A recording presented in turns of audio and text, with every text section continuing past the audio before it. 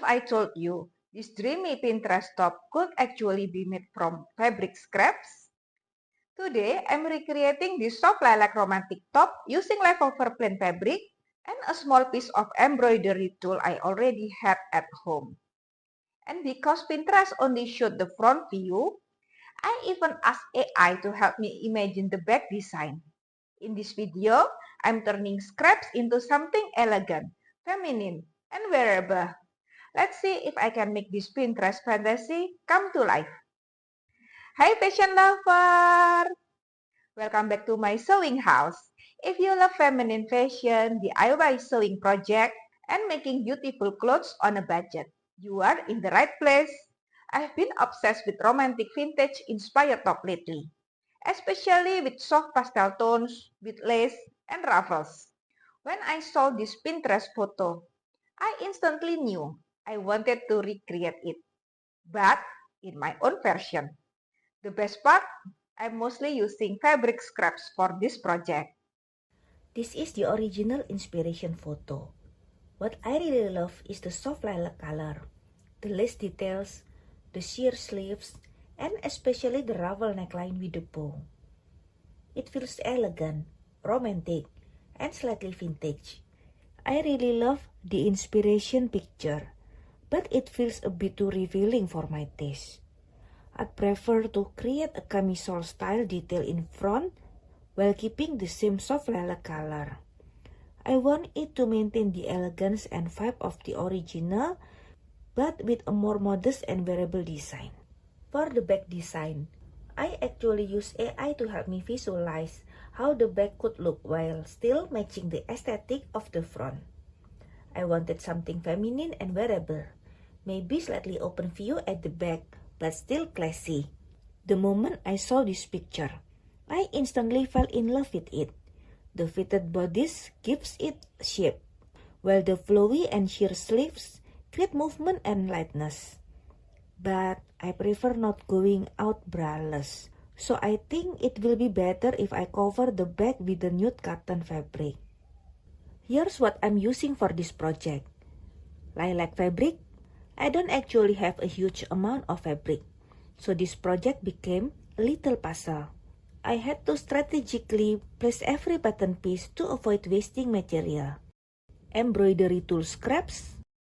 After searching through my fabric stash, I realized I didn't have any lilac embroidered lace available. Instead, I found this beautiful light blue embroidered mesh fabric. At first, I wasn't sure if it would work for this project, because the embroidery is light blue rather than lilac. But then, I started imagining it layered over my plain lilac fabric. And I actually think it might create something even more interesting. Lilac tulle, matching thread and nude fabric. I wanted it soft and luxurious, not costume-like. Since my embroidery tool was limited, I decided to use it mainly on the center bodice and cuffs to create focal points. Honestly, I love scrap projects because they force me to be creative. But obviously, this is just an inspiration photo. There is no sewing pattern and no construction details. So I have to figure everything out myself. Before cutting anything, I plan the dress structure. Fitted bodice, lace center panel, puffy sheer sleeves, high ruffle neckline. The collar of this top is high and features ruffles. So I lowered the neckline by 2 cm to ensure the ruffles don't interfere with my comfort. I wanted to eliminate the bust dart and transfer it to the shoulder. So here's what I did. First, I made a cut along one leg of the dart.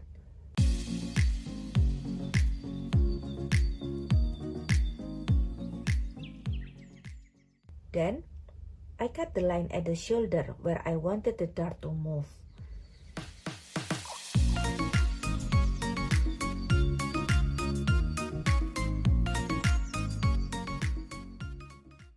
Next, I glued the bust dart and voila!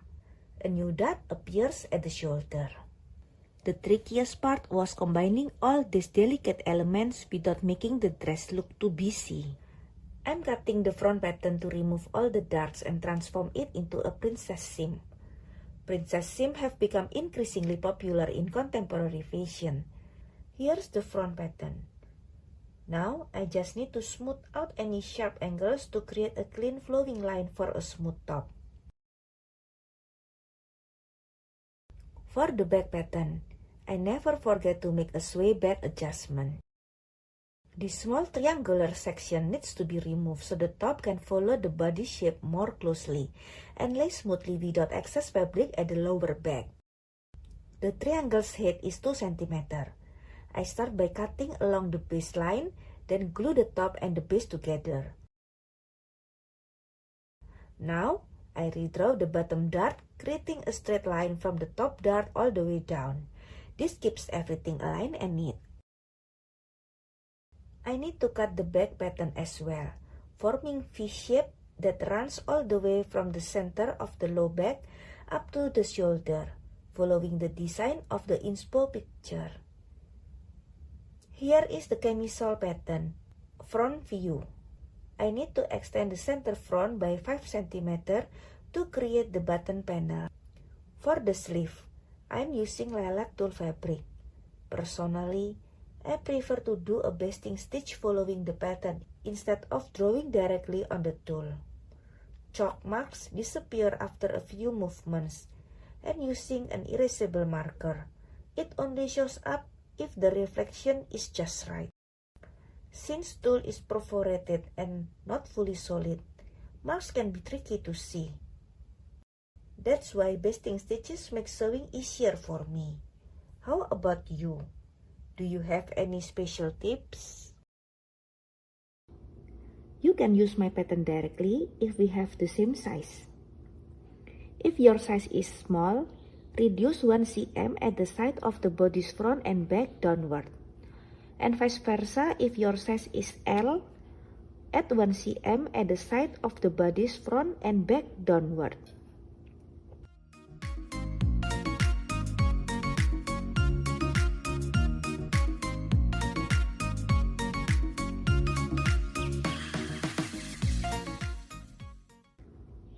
This is my pattern. My size is M and my height is 160 cm. It's standard Asian size. For the button placket, you can add only 4 cm if you are professional. But as I am a newbie, I add 5 cm instead.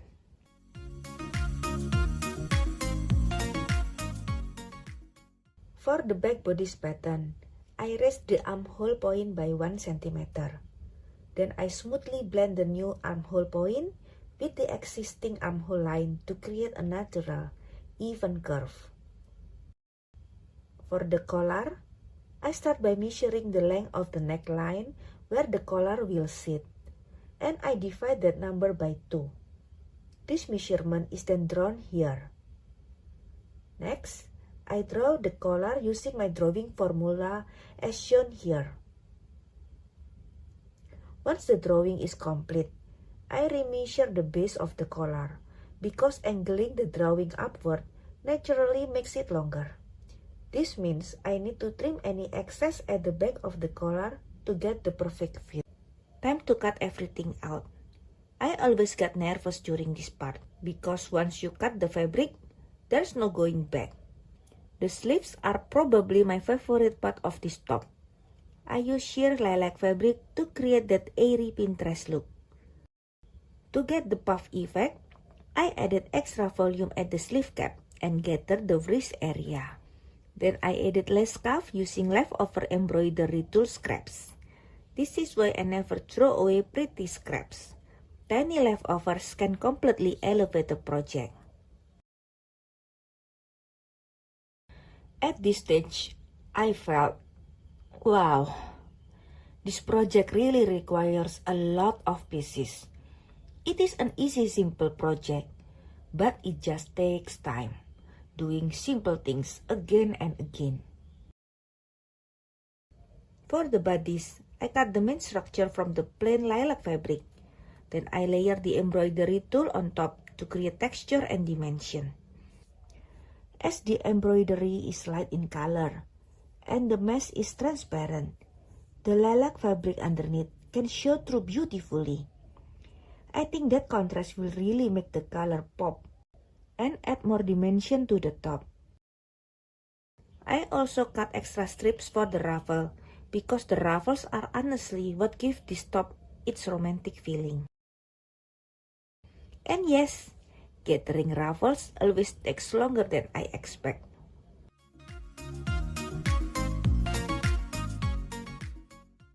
I started by constructing the bodice first. The lace overlay completely changed the look. At first, the plain fabric looked very simple. But once the embroidery tool was added, it instantly became more elegant. I was so excited seeing all the pattern pieces coming together into a cute top.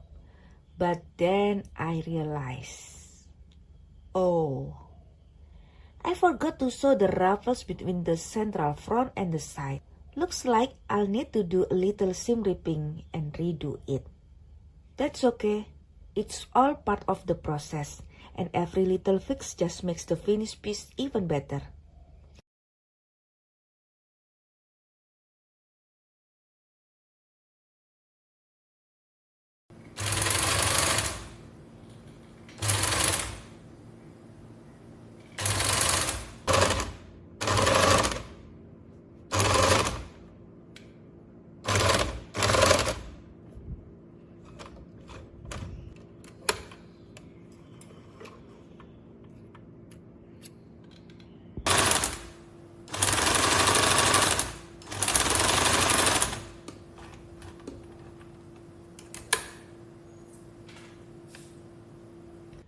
The top is almost done. Are you still with me so far? I was feeling really excited about how it was coming together. Until I noticed something. The embroidery on the mesh isn't aligned on the left and right sides. Oh. And this is high fashion. Everything has to be perfectly aligned. So, as painful as it is, I've got to redo it. Back to work. I also spent extra time on the neckline because I wanted that soft Victorian inspired effect. As I am doing basting stitch, I'm checking that the back piece extends just a little beyond the seam line underneath. That's what will help the final stitching catch the bottom layer. I'm placing my basting stitches close to the seam, securing all layers together and smoothing out any fullness. Now everything is basted securely. The layers can't shift, and I've confirmed the bottom piece is slightly proud underneath. So when I sew in the ditch from the right side, the stitching should catch the underside evenly all the way around.